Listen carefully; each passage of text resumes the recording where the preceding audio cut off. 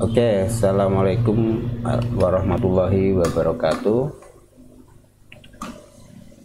Teman-teman semua, saya akan share sedikit tentang terusan dari manajemen digital marketing ya. Setelah beberapa kali kita KMP, tentunya teman-teman sudah punya gambaran tentang platform-platform digital dan aktivitas-aktivitas yang harus dilakukan dalam melaksanakan tugas divisi pemasaran digital ya. Jadi saya sampaikan bahwa pemasaran digital itu adalah bagian dari sistem bisnis kita, sehingga kita juga harus mengalokasikan sumber daya yang ada ya, mengalokasikan ilmu yang ada supaya lebih fokus dan lebih powerful. Tentunya tujuan akhirnya adalah efektivitas dan kinerja dari karyawan itu bisa optimal ya. Jadi tidak mengganggu aktivitas yang sudah berjalan di divisi yang lain ya. Supaya imbang, nanti ketika kita dalam satu bisnis kita menempatkan sesuatu yang efektif dengan sumber daya yang efektif juga ya, nanti harapannya efektivitas kinerja dalam satu perusahaan itu juga efektif ya. Oke, setelah kita belajar tentang beberapa platform mulai dari SEO, kemudian juga sosial media, Facebook, Instagram, WA, kemudian Google Business, YouTube, marketplace ya, dan sebagainya. Tentunya kita berikutnya harus fokus pada salah satu platform itu ya. Kalau mau trial error juga silahkan. Kira-kira yang paling Anda kuasai, yang paling menurut Anda itu paling powerful, itu platformnya mana, itu harus sudah ditentukan. Nah, kemudian selanjutnya adalah kita mencoba untuk membuat alur kerja atau digital. Kalau kemarin kita belajar tentang digital marketing process flow ya. Nah, itu sebenarnya embrionya adalah bagaimana kita membuat alur kerja atau SOP untuk digital marketing ya. Nah, saya akan mengenalkan beberapa tool yang bisa kita gunakan untuk mengukur dan mencoba mengukur menggunakan project management ini, dan ini bisa kita gunakan kalau kita nanti melakukan satu project atau project harian, kemudian mingguan dan seterusnya. Nah, itu bisa kita lihat secara detail asumsi kita, planning kita, kemudian juga ketika nanti diterapkan action kita seperti apa ya. Nah, untuk membuat SOP yang efektif kita membutuhkan namanya sumber daya, kemudian juga ketika Anda sudah melihat smart goal kemarin harus berdasarkan waktu ya, time base, berdasarkan waktu, sehingga efektivitas, efisiensi itu bisa kita lihat dari kinerja karyawan kita ya. Itu nanti saya share ya, coba Anda utak-utik ya, asumsi saya seperti ini, kemudian kenyataan seperti apa, sehingga nanti menemukan semacam pola pemasaran atau pola tim yang benar-benar efektif ya. Kita lihat di sini adalah Anda lihat aja judulnya di sini, judul apa, kemudian di sini juga project lead-nya misalnya search engine optimization. Ada beberapa kolom yang mungkin bisa Anda isi. Yang pertama adalah kegiatan. Ini adalah kemarin sudah kita kita jelaskan secara detail ya waktu KMP pertemuan 2, 3, 4 bahkan 2, 3, 4 ya. Kemarin kita sudah detail melakukan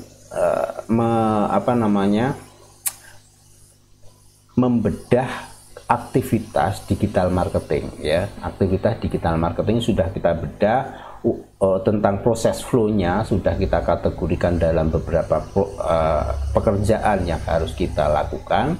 Nah, kita coba breakdown beberapa aktivitas ke dalam satu dashboard semacam ini ya.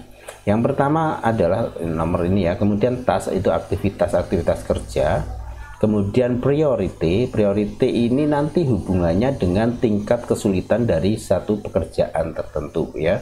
Kalau misalnya kerjaannya agak memerlukan training khusus, itu nanti katakanlah ada prioritasnya high, normal atau low ya, atau prioritasnya seperti apa.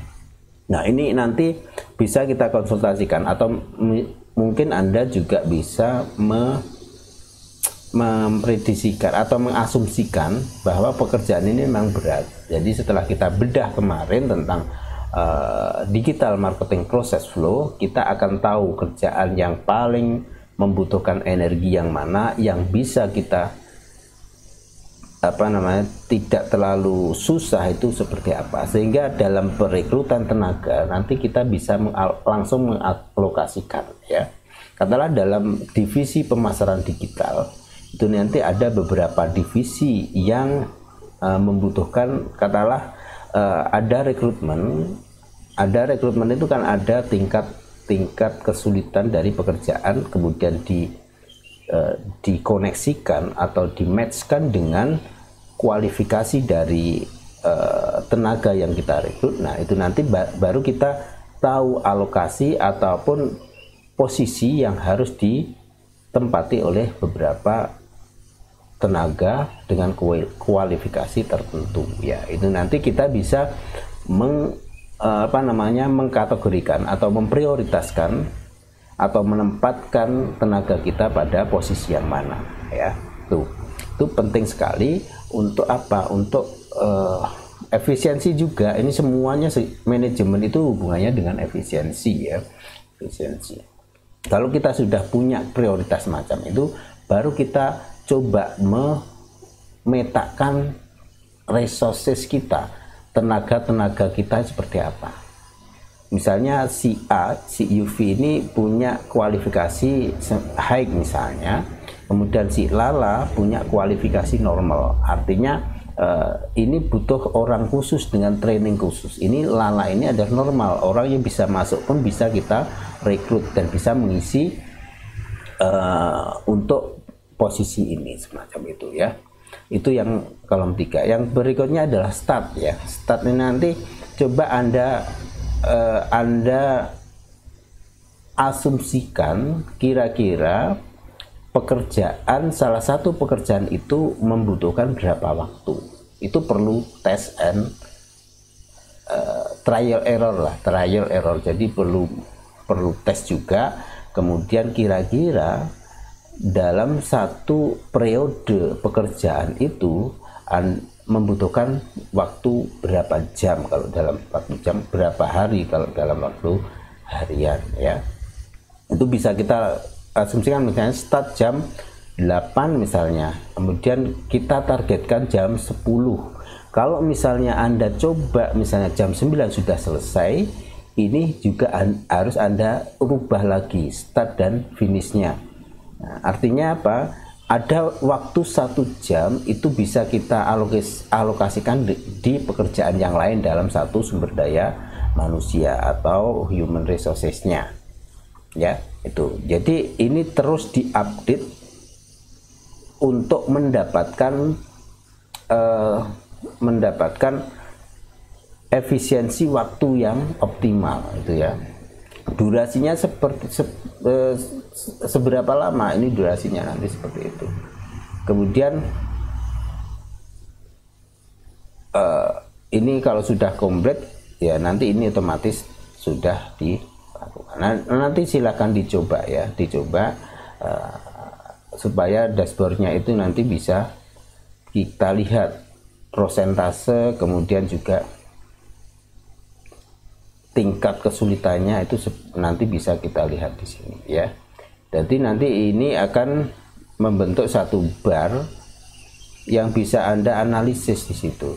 Oh, ternyata untuk riset kata kunci planning saya itu 2 jam. Ternyata anak-anak sudah bisa melakukan, atau karyawan kita sudah melakukan dalam waktu setengah jam misalnya, ataupun 1 jam. Nah, kemudian membuat artikel, kita asumsikan di sini 1 hari jam 9 sampai jam 4 sore misalnya. Ternyata setelah kompleknya itu nanti bisa Anda isi ya, kompleknya itu nanti bisa cuma setengah hari. Artinya kita bisa efisiensi di situ. Ataupun mungkin dalam 1 hari itu bisa 1 atau 2 artikel, atau bahkan 1 orang bisa 3 artikel. Nah, itu nanti baru start dan finishnya kita targetkan, kita update dan kita targetkan ulang, gitu ya. Dan seterusnya silahkan dicoba. Ini nanti saya share secara gratis kepada Anda semuanya untuk bisa memproyeksikan semua aktivitas digital marketing itu berdasarkan prioritas dari pekerjaan atau tingkat kesulitan, kemudian dari kualifikasi sumber daya yang ada, kemudian juga time base, waktu yang dibutuhkan dalam menyelesaikan tugas. Oke, gitu aja. Silahkan berpesta, silahkan mencoba-coba tool ini. Semoga bermanfaat. Dari saya itu aja. Assalamualaikum warahmatullahi wabarakatuh.